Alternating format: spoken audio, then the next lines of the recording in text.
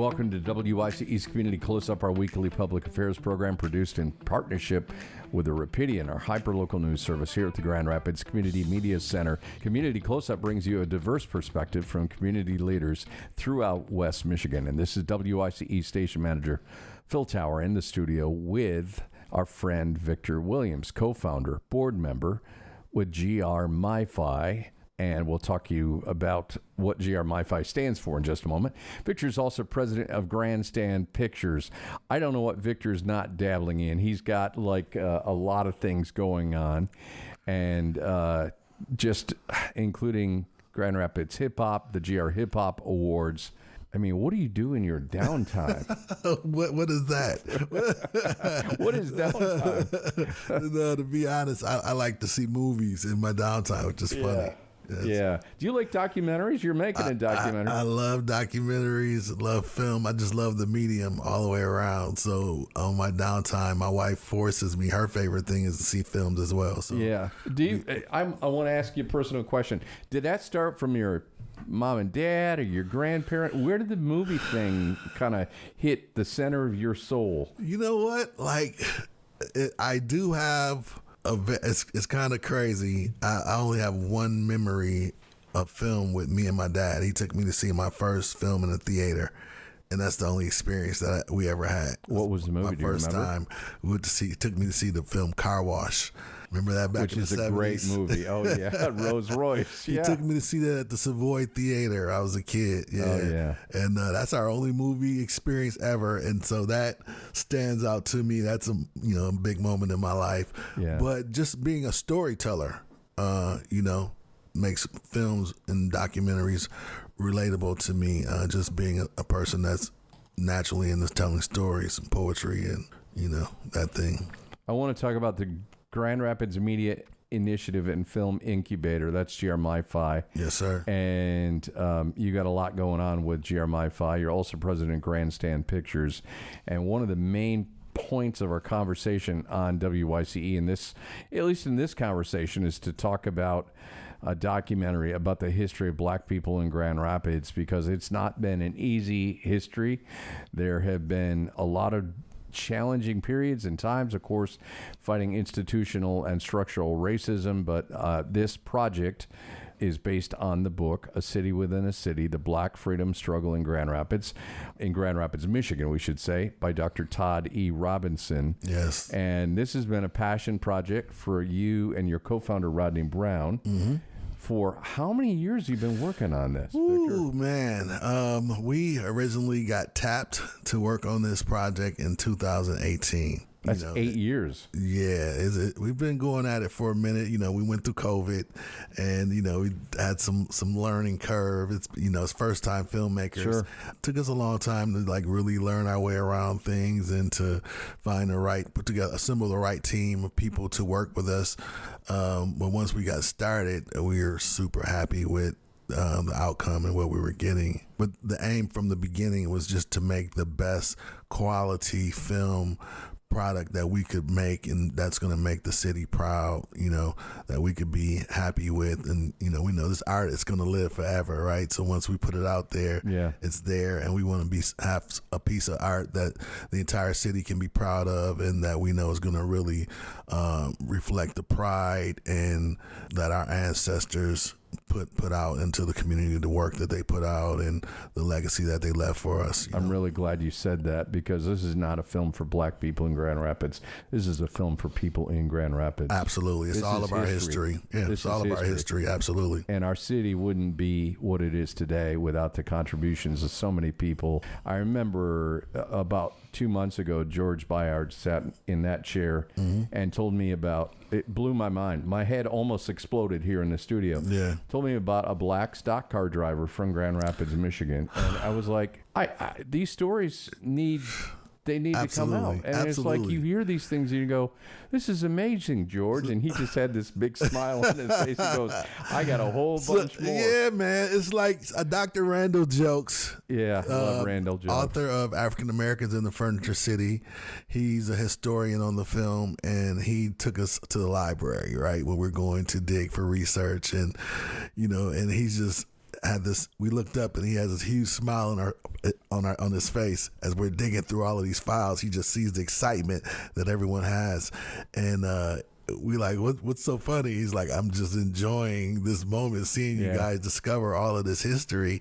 And he says to us, Grand Rapids has an embarrassment of riches in our stories, and it's the absolute truth, because there's so many stories that are unknown. There's so many stories that Dr. Robinson revealed in the book that I didn't know as someone that's born and raised here, but there are so many more that the world needs to know. Our community needs to know, first of all, and then the entire world needs to know about Grand Rapids, Michigan. How did you, Victor Williams, and Rodney Brown and GR-MiFi find out?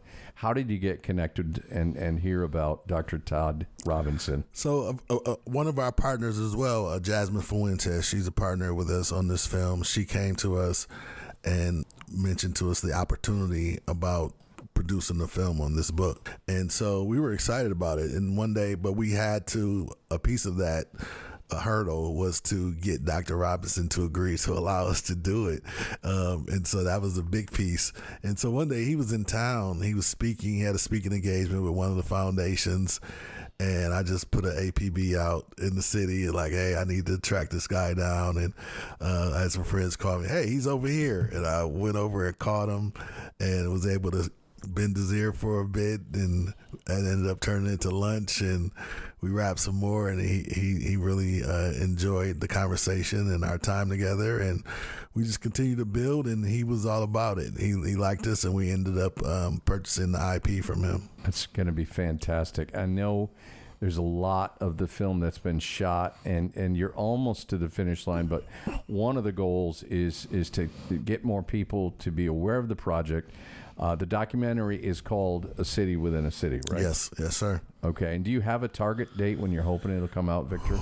Well, I'll say this. We are hoping to have it completed by this fall. By November, we're hoping to have it done. We would like to go to American Film Market in LA. We went last year. We took a trailer, and we actually got, based on the trailer, we got 15 offers of distribution based on a small trailer. So this year, we'd like to go back with the completed film to see if we can get a better offer, right? But we definitely want to have this film on the film festival circuit and in the market for 2027.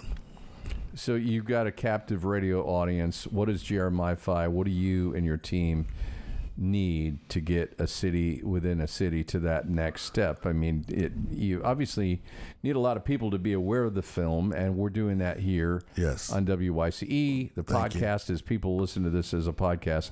But what if somebody says, I want to invest in this? What do you need? What kinds of capital do you need to get this to that film festival in California where it will get even more traction? What needs to happen next, Victor? We are seeking $500,000. We need to raise $500,000. That's going to cover the cost of our illustration. A lot of these stories we don't have video for because they're really old. There's very few photos, and we just have like written history. So we have to turn those into either recreations through acting or recreations through animation, in which we've chosen to do it through animation because we want to make this film really relative to younger folks, really relatable to younger folks, teenagers in particular. So we've connected with a really incredible illustrator who does a really rich art style that we're going to bring to this film and recreate some of the stories. Like one of my favorite stories is the story of Emmett Bolton, who was a young guy in the 20s that grew up here, went to college, became a doctor, him and some friends, and they came back and they had a lawsuit against the Key Theater, which was downtown Grand Rapids. They were practicing segregation, and he and his friends sued the Key Theater. They lost in the city of Grand Rapids, but they took it to the Michigan Supreme Court in 1927 and won the case. This case set the precedent for Brown versus Board of Education. which is a national landmark case. Segregated schools. Absolutely. Yeah. So a case in Grand Rapids was the precedent for this national case. And this is a story that's one of my favorites out of the book that I think a lot of young people in Grand Rapids need to know, because these guys were teenagers when they decided that they wanted to take on this fight. And they did it as young people in their 20s. And it's a monumental historic case. So, stories like those, we don't have video for. No one's here to be able to testify to it. We just have written history of it. So we want to bring those back to life and show those in the best way possible. So, like I said, I've connected with a really incredible illustrator and animation team that we're going to be able to bring these images and bring these stories to life. Not going to be cheap to do that. No, you're right. And so, like I said, we're trying to really present this film on a world-class level, something that's really going to stand up with the best of everything you see on Netflix. We want Grand Rapids to be presented in the best light possible. And so we're doing that, as well as I've assembled an incredible music team, right? Grand Rapids is rich with incredible music pioneers, everybody from Al Green to Anthony Kiedis to Marvin Sapp, and the list goes on. And we love to have all of those people involved in the soundtrack, in the score. I mentioned to you before that we have a young hip-hop R&B producer by the name of Sango, who's really popular in the music world right now. He is contributing incredible tracks for our score. We're working with Lucius Hoskins, another Grammy-nominated gospel R&B music producer. We're working with him. So the music is going to be fully representative of Grand Rapids and the best that we have to offer. We're bringing everybody to the table. I would expect nothing less from you. Hey, man, it's a dream. It's going to be great. It's going to be great. We've already done some amazing work. I'm hoping I can play you one of these tracks today. Off air. I'll let you hear something that we got going. It's good. I'd love that. The soundtrack is going to be something that I'm considering. If we can bring it all together, we get the support of the community, which I know we will. It's going to be a Grammy-worthy project. And so that's the level that we're thinking about this on, is we have all these incredible riches. And when people think about the Al Greens and the Gillian Andersons and the Anthony Kiedises, they don't think about where they come from. They don't think about Grand Rapids, and that's a problem. And we want to put all of these people at the same table and allow folks to say, what do all these people have in common? Well, they all came from the 616. Yeah. You know what I'm saying? And they all came up out of the same mud, per se, right? And that's the beautiful thing about the story, Victor. And the documentary is called A City Within a City. The Black Freedom Struggle in Grand Rapids. It's based on the book, A City Within a City, The Black Freedom Struggle in Grand Rapids by Dr. Todd Robinson, hoping for a November 2026 debut. And as you heard Victor Williams say from GR-MiFi and Grandstand Pictures, they need $500,000, $500,000 to help with the illustration, the soundtrack, all the pieces to bring this together to nationwide distribution, which is going to be amazing. And of course, eventually, so you can see this on Netflix or on Hulu or wherever. Absolutely. Whoever buys the rights for it, which is going to be huge.